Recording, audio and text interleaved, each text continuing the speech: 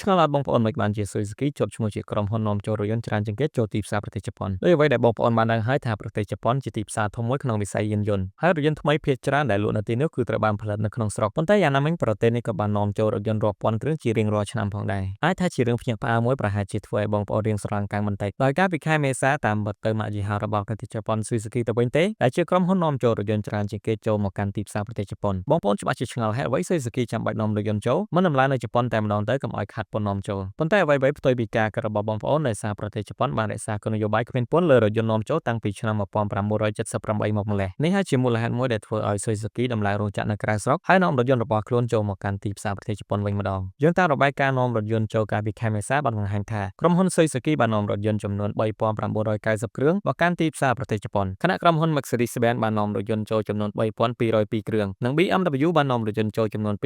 2575គ្រឿងដូច្នេះមានន័យថាក្រុមហ៊ុនជប៉ុន Suzuki ជាក្រុមហ៊ុននាំចូលរថយន្តច្រើនជាងគេមកទីផ្សារប្រទេសជប៉ុនកាលពីខែមេសាចំពោះរថយន្ត Suzuki ដែលនាំចូលមកកាន់ទីផ្សារប្រទេសជប៉ុនគឺជារថយន្តដែលផលិតនៅប្រទេសឥណ្ឌាក្រុមហ៊ុនជប៉ុនមួយនេះក៏បានដាក់ចេញនូវផែនការមហិច្ឆតាថ្មីសម្រាប់ការប្រតិបត្តិការរបស់ខ្លួននៅប្រទេសឥណ្ឌាដែលមានបំណងបង្កើនផលិតកម្មប្រចាំឆ្នាំនៅទីនោះដល់4លានគ្រឿងគិតត្រឹមឆ្នាំ